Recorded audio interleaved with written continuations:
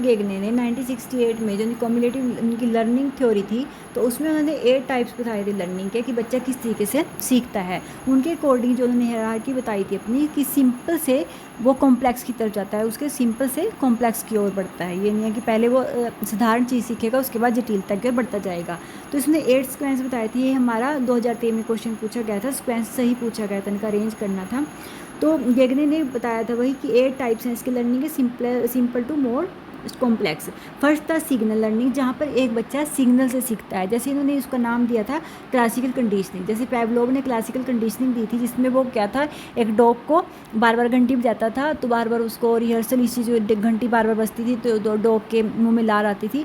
तो वो कहता है कि सिग्नल लर्निंग इस तरीके से बच्चा सीखता है। जब कोई चीज़ बार बार उसके सामने दोहराई जाती है तो बच्चा वो चीज़ सीख जाता है। सेकंड उन्होंने बताया था कि स्टेमिनल रिस्पॉन्स लर्निंग। उसके बाद क्या है कि बच्चा उस पर रिस्पॉन्स करना शुरू कर देता है, कि जैसे वही डॉग का हम एग्जांपल है, जैसे उसके सामने अगर बार बार घंटी बजती थी तो वो क्या था, लार आ जाती थी, उसको पता लग जाता था कि हाँ अब मेरे पास खाना आने वाला है। तो वही है कि उसके बाद क्या बच्चा सीख जाता है, वो कोई भी स्टेमुलस पे रिस्पॉन्स करेगा, जो चीज़ हम उसको सिखाएंगे वो उस पर रिस्पॉन्स करना शुरू कर देगा। थर्ड है चेनिंग। फिर वो क्या करता है, थर्ड में वो बॉन्ड बनाना शुरू कर देता है, कि जो कुछ उसने स्टेमिनल और रिस्पॉन्स के बीच में वो इतना सक्षम हो जाता है कि वो उनके बीच का बॉन्ड सीख जाता है।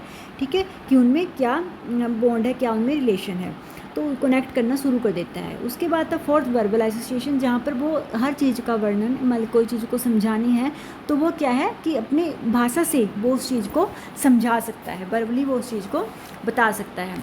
फिर था उन्होंने कहा था कि डिस्क्रिमिनेशन लर्निंग, जहाँ पर वो भेदभाव करना शुरू कर देता है, कि जहाँ पर वो कोई चीज़ को अगर सेमिलर है तो वो सेमिलर बता सकता है कि चीज़ सेमिलर है, अगर उसमें कोई डिफरेंस है तो वो उसको डिफरेंट भी कर सकता है कि इनमें क्या डिफरेंस है। स्टेमुलस रिस्पॉन्स की जरिए कि वो उनमें सेमिलरिटी और डिफरेंस को पहचान जाता है। उसके बाद है कॉन्सेप्ट लर्निंग। एग्जाम्पल के तौर पर जैसे कॉन्सेप्ट लर्निंग की कोई चीज़ में वो इतना पक्का हो जाता है, कोई चीज़ बार बार सीख कर, तो वो जैसे मान लिया अभी इसमें मैंने एग्जाम्पल लिखा है, मान लो वो ये उसके जब इतना सक्षम हो जाता है कि अगर कहीं गली में या कहीं पर कोई डॉग घूम रहे हैं पार्क में, तो वो उसके लिए सिर्फ एक सब डॉग नहीं है, वो उनकी ब्रीड्स को पहचानना शुरू कर देता है कि जर्मन शेपर्ड है या फिर ये लेब्रा है। तो इस तरीके से वो हर चीज़ में इतना क्लियर हो जाता है। ठीक है, जैसे वो अगर कोई भी कॉन्सेप्ट को सिखा रहे हैं तो वो उसके बारे में डीपली समझना शुरू कर देता है। फिर है रूल लर्निंग, जहाँ पर वो हर रूल को समझना शुरू कर देता है। मैंने ये ट्रैफिक रूल्स लिख दिया एग्जाम्पल, जो हम सिंपल समझ सकते हैं, कि जैसे वो बच्चा इतना सक्षम वो समझ जाता है कि क्या क्या ट्रैफिक रूल्स हैं, क्या उसके स्कूल में क्या रूल्स हैं, किस तरीके से उसको रहना है।